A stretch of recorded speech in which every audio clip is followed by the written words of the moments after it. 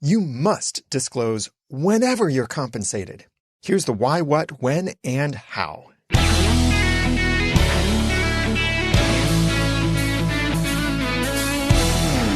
Thank you for joining me for the Audacity to podcast. I'm Daniel J. Lewis. There are many ways to earn income through podcasting: affiliates, sponsorships, sales, and even getting paid by your guests. Now, whether you do any of these things is up to you. The most important thing is to disclose. Disclosing when you get compensated is not only the law, but it's also a very good way to earn your audience's trust and build your authority and influence. Yeah, it can actually help you in that way. I'll talk more about that near the end of this episode.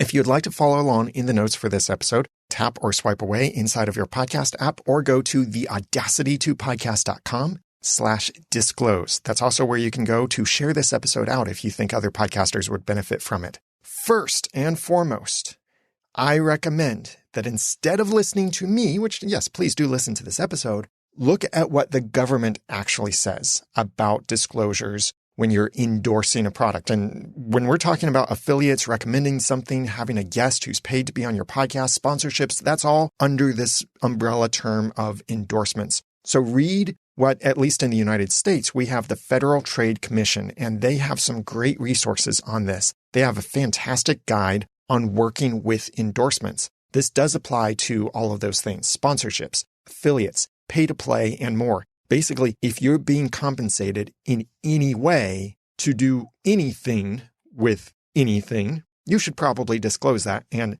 the FTC guidelines help cover that. The FTC, of course, doesn't apply in other countries outside of the United States, but these do still provide some great guidelines to give you some good answers. I highly recommend that you read their guide from the FTC and consult with a lawyer if you have further questions, because none of the following is legal advice. I'm only sharing things I think you should do to honor the laws and your audience, not things you can get away with. Like, what's the bare minimum I need to do to maybe sweep under the radar? No, don't worry about that. Follow the laws. And yes, the FTC stuff is for the United States. Look into your own local laws if you're outside the US, but they provide a great guideline, and always try to stay above the law.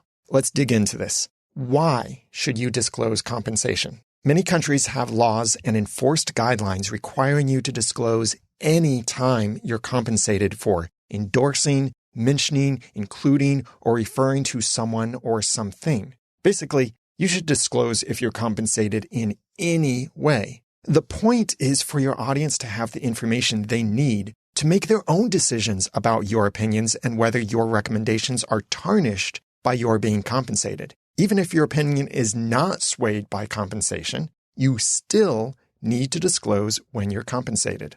You might think, won't they stop caring if they know I get compensated?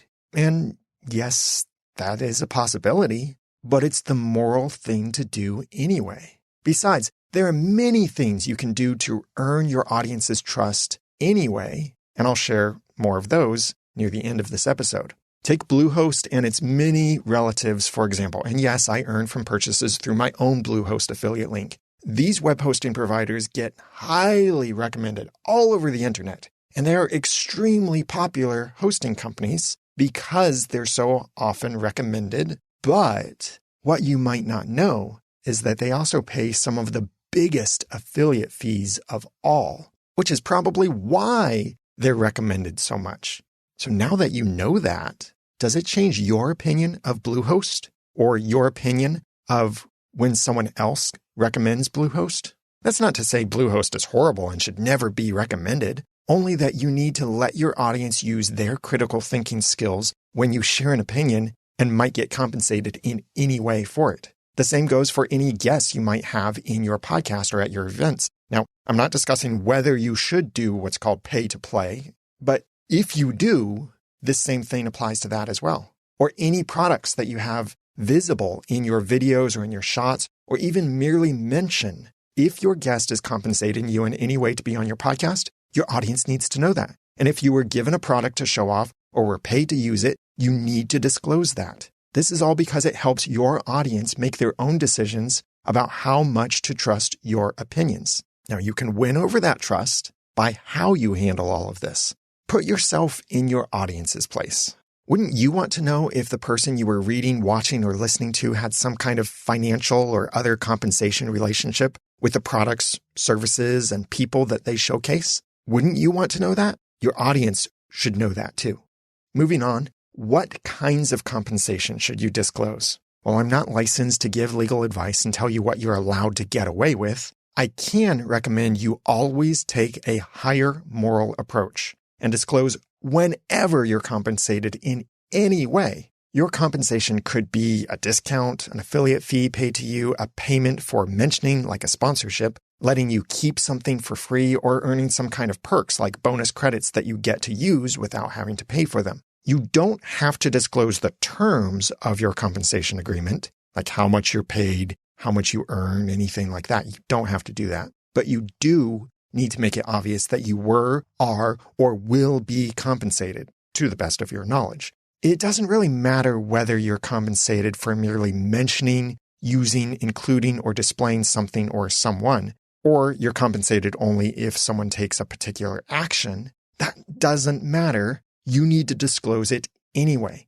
For example, I record my audio podcast with an Electro Voice RE320 microphone going into a first-generation Rodecaster Pro. Both of these were given to me free of charge and with no conditions. Nothing like, hey, if you talk nicely about us, we'll give you this thing for free. No, there wasn't any condition. It was, hey, here's this microphone. In the case of the microphone, it was a gift because I said that I wanted to get one someday, and I did really intend to buy one someday when I could afford it. And Electro Voice loved the video I already put out. They loved how much of a fan I am of the RE320. And the person I was talking to just said, here, I want you to have this. It was a gift, and it was given to me for free. I didn't pay for it. The Rodecaster Pro. I have a good relationship with Rode, and when the Rodecaster Pro was coming out, they sent one to me for free to keep before the Rodecaster Pro was released. And I loved the opportunity to test it, and I love the gear, and I recommend it. Now, I don't recommend that and use it because it was given to me. I have lots of stuff sitting on a shelf that was given to me for free that I don't use, either because I don't need to or I just don't like it. I use these things because I do truly like them, but I don't have to tell you in every podcast everything I was given when I'm merely using it. I don't have to say in every episode of the Audacity podcast, I'm talking to you through an RE320, which was given to me for free, recording into a Rodecaster Pro, which was also given to me for free, using a cable that was given to me at a discount, using plugins that were given to me through incentives and earned. And I don't have to do all of that if I'm simply using it. But it's when I'm endorsing these products. And endorsing is basically any time you are talking specifically about that thing, giving your opinion or your outright endorsement saying, this is what I recommend. But merely including that thing or talking positively about it is a form of endorsement and will be seen as such by the law. So it's when I'm endorsing these products in any way that I try to disclose that they were given to me, as well as discussing that I have affiliate relationships with the retailers of these products when I point out certain things that I like. So it's any kind of compensation, not just money. Anything really, you should disclose that. Always strive to maintain the highest morality. Moving on, when should you disclose compensations? I hope you understand by now the basic answer to when should I disclose is essentially always. But exactly when and where do you include that disclosure relative to the thing you're endorsing or the guest who paid to be on your podcast? The first of two most important things about disclosures, and I'll cover the second one in the next point, is that they need to be prominently placed. For example, the following alone would not be good disclosure placements. A mention in your Twitter bio that tweets may contain affiliate links. A note in your website footer saying you earn commissions from affiliate links. That's not good enough either. A disclosure page on your website. That's not good enough.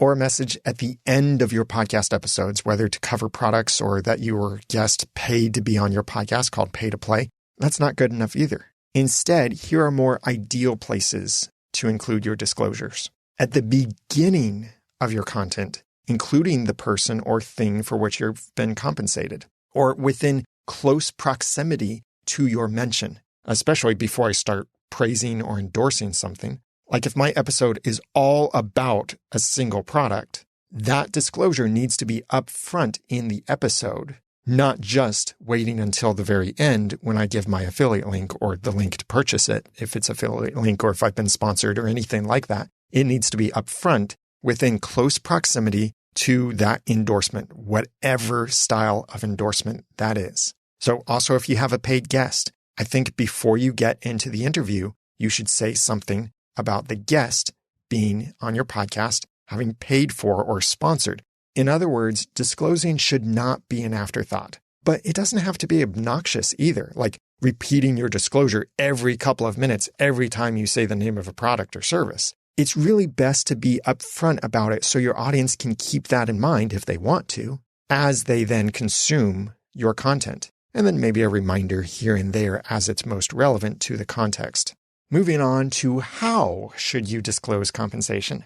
The second important thing about disclosures is that they need to be easily understandable. This is a big reason I suggest avoiding the word may, as in, I may earn commissions from purchases through my links. Well, which is it? Are you or are you not being paid? Podcast sponsorships are usually easy because they can include things like this podcast is sponsored by, or here's an ad from our sponsors, or the radically different production makes it obvious it's an ad, like commercials on TV compared to the actual show you're watching. Nonetheless, I still sometimes hear podcasters do this wrong because they start recommending something or talking about something and it's not clear whether they're merely recommending that thing because they like it or they are being compensated to talk about it or to refer business.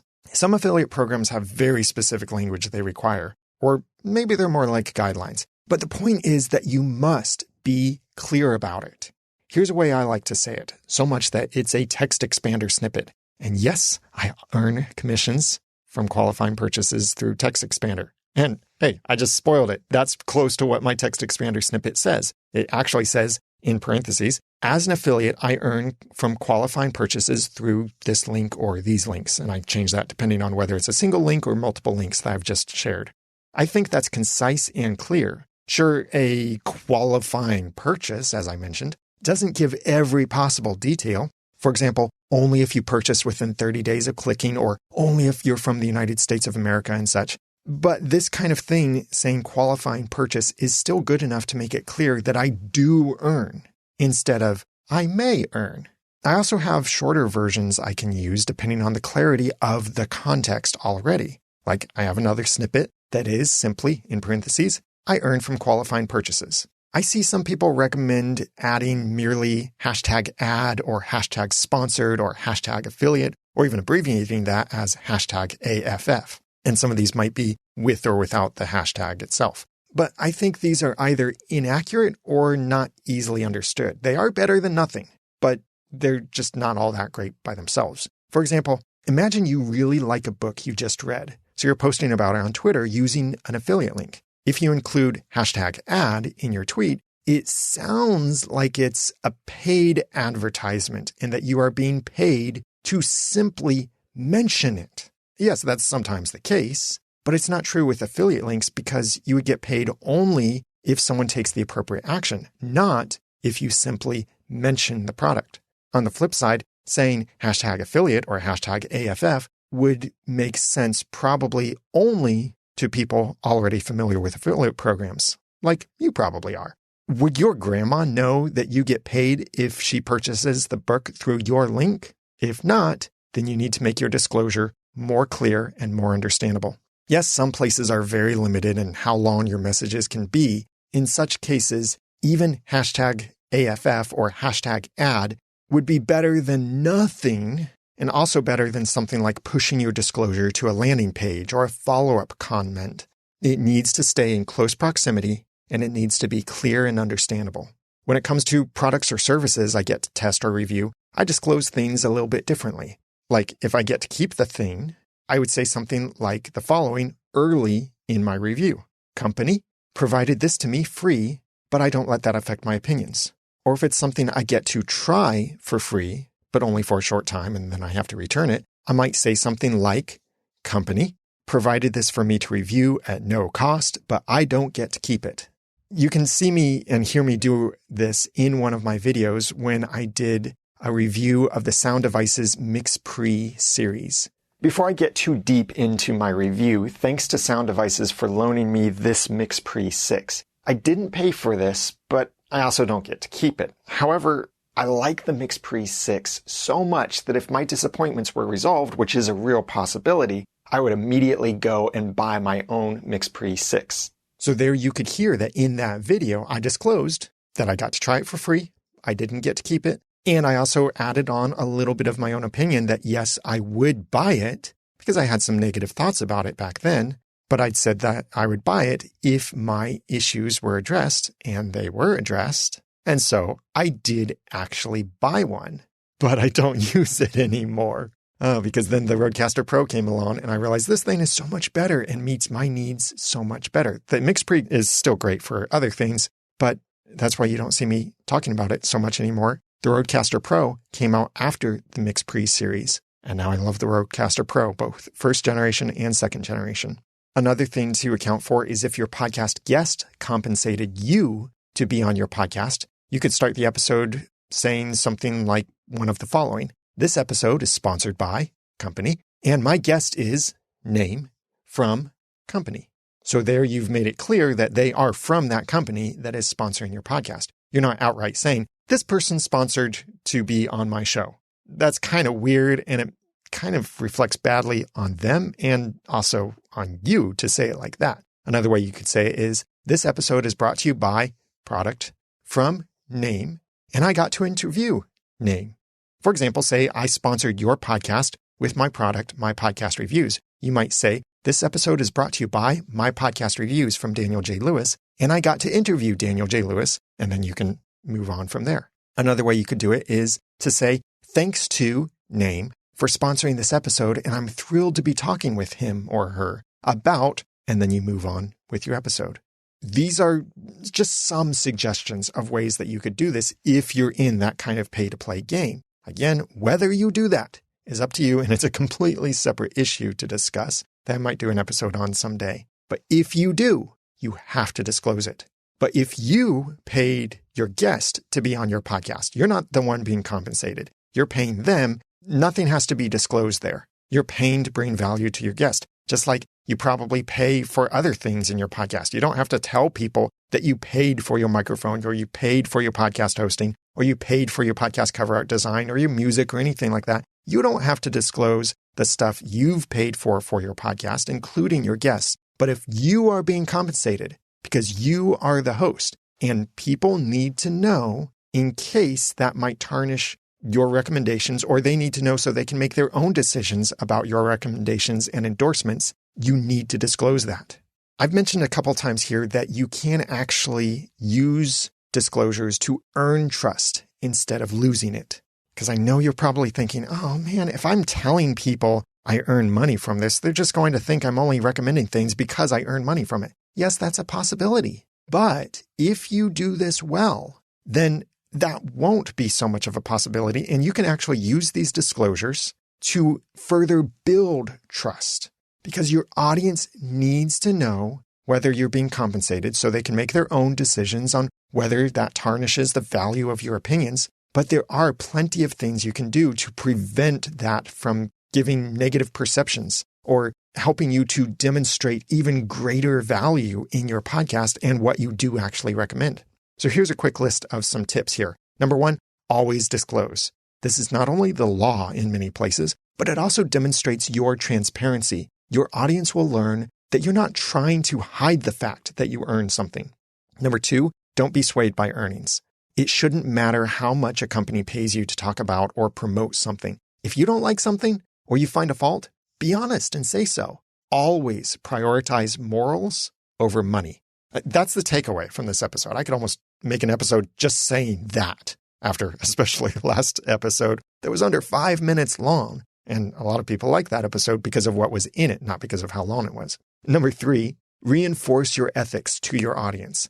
Almost wherever I include an affiliate link, I also reinforce that I don't let earnings affect my opinion. In fact, it's in my full primary text expander snippet for disclosures, which I quoted partially from earlier, and you may have seen me use this exact snippet in places if you followed me around online or read things that I've written. It's in parentheses, As an affiliate, I earn from qualifying purchases through this link or these links, depending on whether it's one link or multiple links. But I recommend things I truly believe in, regardless of earnings. Now, if I'm talking about something and not actually recommending it, but I am still using an affiliate link for it, then I wouldn't include that part where I say, but I recommend things I truly believe in. I would just say, I earn from qualifying purchases through this link, because I'm not actually recommending the thing, but I am using an affiliate link, so I need to disclose that I earn from purchases. Then moving on to number 4, mandate your policy with companies. When you're given or loaned something for review, ensure the company knows and accepts that you will be honest with what you say, as if you weren't compensated at all, and that you will disclose that you're being compensated. Number 5, recommend things you don't earn from and disclose that.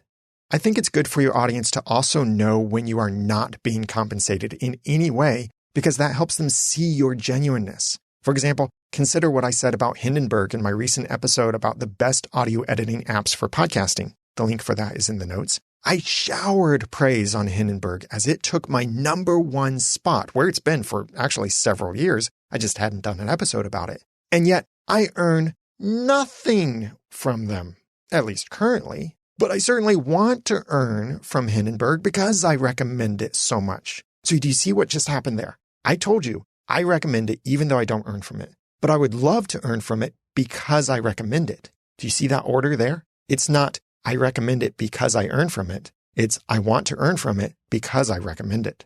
But I don't earn from it right now. And so I still disclose that anyway so that you get to hear, oh, you recommend things you don't earn from. And in fact, very highly recommend several things you don't earn from. That's the same kind of thing your audience should think too. Number 6, never endorse something merely because of earning potential. You might have multiple options you can recommend or guests you could accept, but include what is truly better, not merely what earns you more. For example, going back to Bluehost referrals pay many times more than what SiteGround referrals do, at least on my current level of affiliate relationship with these programs. But I recommend SiteGround more highly because I think their service is better and they're not part of that massive EIG group that owns Bluehost, HostGator, and many, many other hosting companies that all have these super generous affiliate programs. Sure, they still are fine for certain customers and plenty of customers, and I recommend them in certain cases, but I more highly recommend SiteGround because I think it's better than Bluehost. And yes, the links in the notes for both of these I'm mentioning, they'll auto-link, so the affiliate links go in automatically, and I do earn from purchases through those links as well. But recommend something because it's better, not because you earn more from it. And number 7, always be honest and do what's right. This is really what it's about. Don't deceive your audience so you can earn more, and don't try to hide things. The right morals will always be right. This is why I'm recommending don't try to see what can you get away with. How can you fly just under the radar of the law and not get in trouble? No, don't even try to do that. Be above that. Have higher morals so that you don't have to worry at all about things. You don't have to try to think, how can you squeeze this in without possibly getting in trouble? It's just, I'm doing the right thing. I'm not going to get in trouble from it. These 7 tips mostly apply to sponsorships too, although I did focus them more on affiliates and that kind of thing. But with the exception for sponsorships that you are being paid to say good things, not bad things. So do right by your sponsor and your contract, and just make it obvious to your audience that it is a sponsorship, not necessarily a personal endorsement, unless it truly is. And if it is, that might be able to fetch a higher price. Like if Hindenburg came to me wanting to sponsor the Audacity podcast, I would seriously consider that. And since I've already so highly personally endorsed Hindenburg, a sponsorship placement in the Audacity podcast would be worth a lot more to them because I do personally endorse Hindenburg. But if it's just some Joe Schmo product out there that I accept as a sponsor, which I wouldn't actually do, but if I did, then it would be a lower value to them because it wouldn't have such raving reviews from me. But in any case, I would still seek to do right by the sponsor and the contract and make it obvious to you, my audience, that it's a sponsorship, not a personal endorsement or an affiliate relationship or anything like that.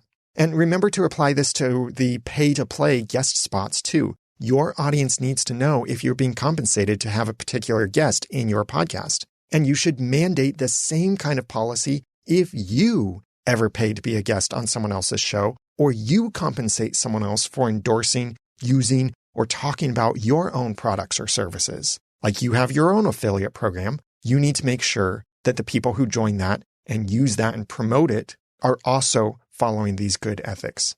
And lastly, how to account for potential future earnings. Things change. What you recommend without compensation today may offer compensation later. For example, I've recommended Auphonic for many, many years, and I still do. All those years of recommendation were with absolutely no compensation. I even paid for the product myself, and I got no compensation for all of those recommendations until 2022, when they finally launched an affiliate program that I was happy to join. Now I do earn from qualifying purchases through my affiliate link for Auphonic. And if you're interested in Auphonic, you can get that link in the notes for this episode. It is my affiliate link. I do earn from it. You can account for this kind of thing where you didn't earn and weren't earning. There wasn't even the potential to earn. And then later there is. You can account for that with some good planning.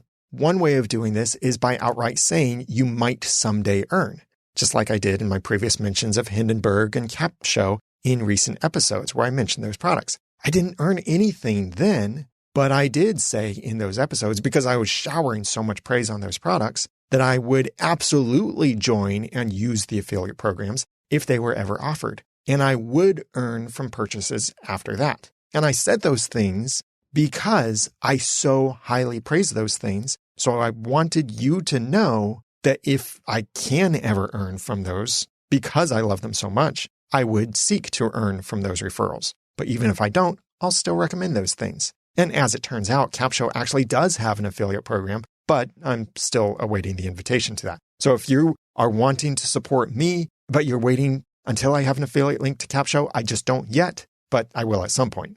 The other thing you can do is to send your audience somewhere that can easily be changed as necessary. For example, I promote Hindenburg Pro with my link, theaudacitytopodcast.com/Hindenburg. That's currently a 307 temporary redirect with Pretty Links Pro. 301 redirect should be only for something that will never change. And by the way, Pretty Links Pro is another thing I earn commissions from through qualifying purchases. So if Hindenburg ever offers an affiliate program, I can easily change that 307 temporary redirect. That's why I really recommend temporary redirects for affiliate links. So I can change that to then use my affiliate link. You can use 307 redirects or 302 temporary redirects. 307 is better in this case. 302 is also temporary and would also generally work. So just make it a temporary. That's the main point. And this is why I recommend for anything you're linking to externally, make it a 307 or a temporary redirect so that you can change it anytime you need to. 301 permanent redirects are cached and they are supposed to be permanent. So only use those for what will never change. And affiliate links, affiliate programs can change. That's why affiliate links, make them all 307s. That's your assignment. If you're not disclosing things, disclose things. Also go back and make any of your external redirects 307s or 302s. Make them temporary. Another and even better option with these URLs is that I can point that link to a page on my site with more information about why I recommend, like Hindenburg Pro in this case, and prominently include my affiliate disclosure on that page. For example, check out my short landing page for my Captivate podcast hosting affiliate link at theaudacitytopodcast.com/Captivate, link in the notes, or my landing page for the Jasper AI writing assistant at theaudacitytopodcast.com/Jasper. That link is also in the notes. These are pages where I explain a little bit about why I like these products, as well as include my disclosure, and I include my affiliate links on there. Like the Jasper page in particular, I've released several pieces of content because when I first started using Jasper, I was such a huge fan. It was so revolutionary to me that I created multiple pieces of content demonstrating different ways to use it and different thoughts and approaches and such. So I've put all of those resources on that landing page. So it's not just an affiliate link anymore. It's a resource page with my affiliate link on it and my disclosure on it. So any of those older things that you very prominently promoted, you can then redirect to a page on your site where then that page has the affiliate link inside of the page, but the page can also have your disclosure on it. Although you should always disclose whenever talking about or outright promoting a product you could earn from, making landing pages like this will help you to make those old non-compensated promotions more compliant by letting you prominently disclose your present affiliate or other relationship on the landing page. But this kind of deferring to the landing page alone is not good enough for things you do right now earn from. And this was something that, talking with my lawyer, Gordon Firemark, who I'll mention more about in a moment, but something that he corrected my thinking on. I was thinking, well, if I just make a landing page and I always point people to that landing page and that landing page very prominently says my disclosure, then that should be enough, right? Then I don't have to include my disclosure when I'm linking to that landing page because the landing page is linking to it. And he pointed out that no, I'm still being compensated in some way. So there is still some financial incentive for me to talk about that thing or get people to purchase it, even through my links or not. So I should still be very clear and upfront. So if you are currently earning or will earn a commission of any sort or a compensation of any sort, don't defer that disclosure to somewhere else. It needs to be in close proximity to your recommendation. This is another good reason to send people back to your site or at least your domain for the actual affiliate link instead of giving the direct link in your podcast, regardless of whether it's an affiliate. For example, instead of my telling you to visit Aphonic's website, I can either tell you to get the link from my notes or point you to the audacitytopodcast.com/aphonic, which is my landing page that contains more information and my disclosure. Because I was pointing you to a URL I own and control, when Aphonic finally did offer an affiliate program after my years of using and promoting their service, I can easily update my landing page and external link with the appropriate disclosure and affiliate tracking URL. And now, from now on, when I talk about Aphonic, I do disclose that I earn from qualifying purchases. I couldn't go back and edit all of the past places I've mentioned that in my podcast, but where I've written recommendations, I'm trying to go back and add those disclosures in writing, and it's on the landing page now. So even if someone heard an episode from years ago before I was an affiliate and they visit the Aphonic page, they'll see, oh, Daniel's an affiliate. And now it's obvious that I earn from qualifying purchases through that link.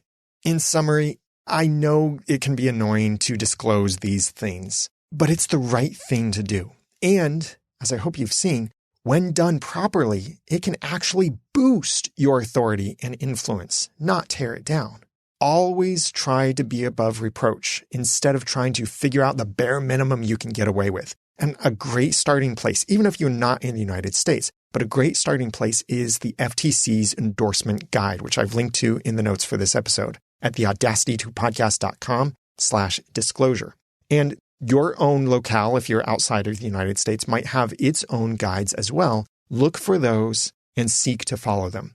And I mentioned him already, but I want to give a special thanks and shout out to my own lawyer, Gordon Firemark, also known as the Podcast Lawyer, for reviewing this content before I published it. I don't get compensated for endorsing his personal legal services. That would actually be illegal if I was compensated for that. But he's been a good friend for many years before I hired him to be my lawyer, and now he's a business associate with me too. I do, however, earn from qualifying purchases of his great courses and products for podcasters, like his Easy Legal for Podcasters course or his Legal Forms and Templates for Podcasters. Both of these and his other resources, pretty much anything he makes, I do highly recommend, and I have affiliate links for those products in the notes for this episode if you're interested, especially those two things, Easy Legal for Podcasters and the Legal Forms and Templates package. Those are fantastic and can really help you make sure that you are doing things above reproach. And if you purchase from those links, I do earn a commission. But as you can see in my history, I've had Gordon on this podcast before. I do not do interviews on the Audacity podcast. I did in the very, very early days do a few interviews, and he was one who made it into 4 episodes of the Audacity podcast. I've trusted and respected his opinion for a long time. He's been in podcasting for a long time. I'm giving him so many glowing reviews because he is very good at this. So if you hire him, I get nothing from that. But I am very grateful for his friendship and for his help in my business and with this very episode. And that's why I wanted to give him a shout out, which he didn't know was coming because I didn't include this little section in the preview that I gave him of this episode. And if you found this episode helpful, I would really appreciate it if you would share it out a tap or swipe away inside of your podcast app, or go to the audacity2podcast.com/disclose. That's also where you can find the links to the many, many things that I mentioned in this episode that you might want to get from those links. Products, services, some of them I earn commissions from, some of them I don't. And speaking of shout outs, I want to catch up with some of the boostergrams I've received. A reminder that if you have a Podcasting 2.0 app that's value for value enabled, I give shout outs to you and your podcast for boosts of around 10,000 sats or more. Don't worry, that's not like $10,000, much less than that. And first and foremost, in response to my recent episode about Podcasting 2.0 micropayments, Adam Curry, the Podfather and host of Podcasting 2.0 show and No Agenda, sent 77,777, that's considered the Striper boost, 77777, and he said, by far the best explanation of value for value. This needs to be a video animation. I'm going to ask Dame Jennifer about doing this if okay with you. Excellent work, Daniel. Thank you, Adam. And yes, I already told him that's okay with me. I was thrilled that he loved the episode so much. And in response to the same episode, actually all of these comments are in response to the same episode, Mary Oscar, creator of the Fountain podcast app, which is Podcasting 2.0 compliant and supports value for value, sent 100,000 Satoshis. Whoa! Thank you. That's right now, that's worth about $30. Thank you. That's so generous. And Mary Oscar said, incredible overview of how micropayments and value for value are a better monetization option for podcasters. Thanks so much for putting this together, Daniel. And then, although this is below my current threshold of 10,000 sats for a shout out, I really like what I Love Sushi said with 5,000 sats. Here, he or she said, although this is a podcast aimed at podcasters, I wanted you to know that it inspired me, a listener, to see micropayments in a new way. Very timely, since I was just questioning whether or not the meager amount I can afford to send is even worth it to the podcaster. Thank you for the clear and helpful explanation. Well, yeah, that meager amount really isn't so meager when you compare what you're worth to a sponsor of that 2.5 cents. Like 5,000 Satoshis right now is worth about $1.50. That might seem like a meager amount to you, but that's worth much more than if I had a sponsor. And then Kyron from Mere Mortals sent 12,345 sats and said, I quite like the idea of asking for 10,000 sats for a review. Very novel. I'll put my hand up and be first in line if you want to check out the Mere Mortals podcast. We do our value for value segment once a week on our live episodes with the dark gray episode cover art. Hope you enjoy. Thank you so much for those kind boostergrams. If you want your podcast shouted out on the Audacity to podcast, I have to reserve the right to edit or omit as is appropriate for the podcast. But if you'd like a shout out or like your message read in the podcast, send a boost in your Podcasting 2.0 app. The current limit is around 10,000. I'm not going to say if it's 9,999 that you can't get a shout out, but please make sure that you include the name of your podcast or your podcast domain in your comment, so it will be really easy for me to link to it and also give it a shout out in the podcast. Thank you so much for those boostergrams. And now that I've given you some of the guts and taught you some of the tools, it's time for you to go start and grow your own podcast for passion and profit. Just remember to disclose. I'm Daniel J. Lewis from the Audacity2podcast.com. Thanks for listening.